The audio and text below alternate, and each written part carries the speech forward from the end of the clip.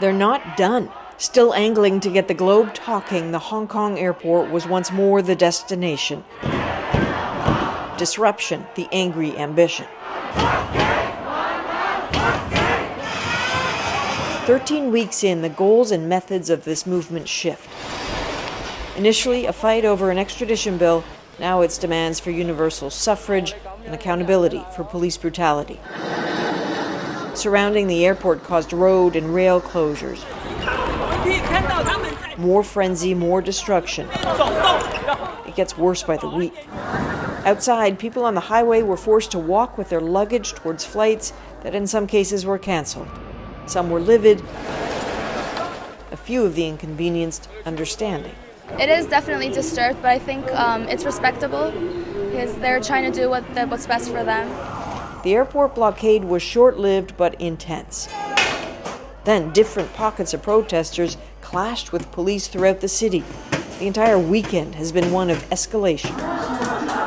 Saturday, before midnight, a subway station was besieged after reports of scuffles between protesters and other passengers. Police surged. Cops pulling out and beating some. Pepper spray shot right into faces. The cries of this young couple alarmed many.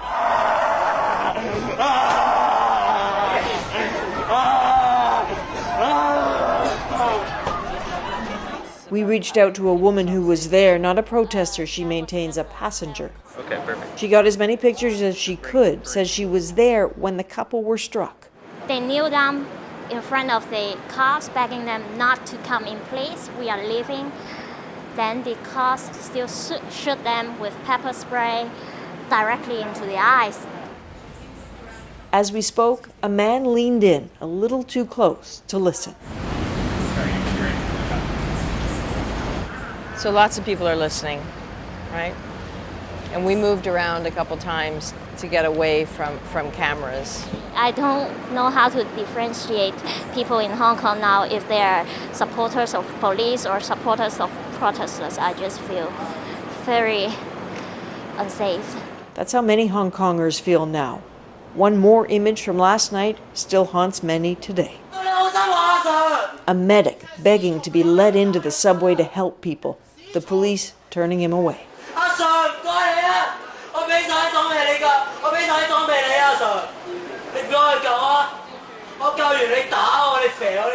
As police continue to refuse and the crowd rages, he gives up. This is a city of both stamina and real strain.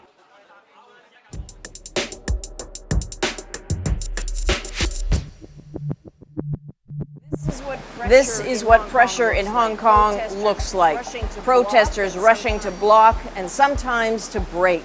Police rushing in pursuit, sometimes on the attack. After 13 weeks of this, no one is immune to rage, suspicion, or anguish. Every day seems to bring more fire and more force, a dynamic we look at now in depth. Covering the protest this weekend was to witness the pro-democracy movement slogan, "Be water in action." Fluid, tactics changing, the aims the same. According to volunteer medics, meanwhile, police are aiming higher for the head. The weekend had barely begun when the first signals came it might get ugly. This is an authorized religious gathering, but look at that crowd. When the Hong Kong government banned a protest from happening, the angry started mingling here, hoping they'd be safe to one way or another make themselves heard. We don't know when and where the police will fire tear gas, and even we had do nothing that's harmful to the police, but they still will fight citizens. So we need to protect ourselves. Within moments, they notice a yellow flag is up. That's a warning from the police. Flags here move from yellow to black before the tear gas and worse get fired. That agitated. So they move and grow. Thousands heading towards the seats of power in Hong Kong. This is police headquarters. Every chant you hear is an insult hurled at the cops. And remember, none of these people are technically supposed to be out on these streets today. The protest that was planned for today was banned and then it was canceled. But what's happening here is that when the people are told no, it just seems to make them angrier. This is a leaderless movement, no published plans. Protesters don't linger. So tracking them is hard. That's all by design. It keeps them safer, but only if these people can stay on top of it. They're the volunteer medics who feel they have to be right at the front. The split screen, those are all live shots of different pockets of protest. Which is the biggest concern to you right now? We don't actually know where exactly they will be because they're pretty random. They don't have a set plan. They usually adjust according to what's happening around them and where they might encounter police violence or or a police defense line. If that happens, usually a fight breaks out. These are nurses, med students, and they've been doing this for weeks. Is it escalating, the sort of injuries you're seeing? Well, that is definitely escalating.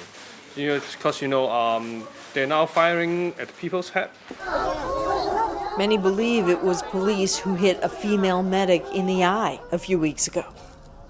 I never thought that would be happen, but this is really happening right now, actually. So I can only say that it's quite disappointing, and you just wouldn't know what people will do. They head out towards the subway into building crowds. The pace of the protest is picking up and it's shifting. See the clusters hiding something behind their umbrellas? These are the more hardcore protesters who come with Molotov cocktails and plans to fight. You were saying that a lot of these front-line protesters, they've really written their last wills? Yes, that's true. Because, as we said before, the police shot them at the head, right? So you never know who is going to be the first one to get killed. And so it turns. The tear gas, rubber bullets, and blue dye to make it easier to find the protesters. Until now, violence hasn't typically happened until nightfall, but the intensity of everything is building. A few hours later, another neighborhood. The families and elderly are gone, the young and furious remain. Do your parents know where you are? Yes. And are they okay with that? Yes. How prepared are you to keep fighting? Like at what cost? They ask us to leave. Changing direction and plans always. It can be a little bit hard to figure out what the protesters are up to. See how they're all advancing in this direction? It's not because they're fleeing something, it's because they've organically decided they've been here in central Hong Kong for a little bit too long, and now they're heading towards the causeway. No rushing or awareness that it's about to change. Riot police charge, firing rubber bullets as they run. Seconds later, it's clear someone is down. From the work the medics do, it seems the protesters has a head wound and he's unconscious. The crowd across the street gets livid. Rage about the heavy hand of police fuels many of the protests. Insults fly. Gangsters, dogs, and worse. Loaded into the ambulance, but it's not over. The police are off to another neighborhood. No matter what authorities thought would happen when they banned a protest, force only seems to fuel this movement.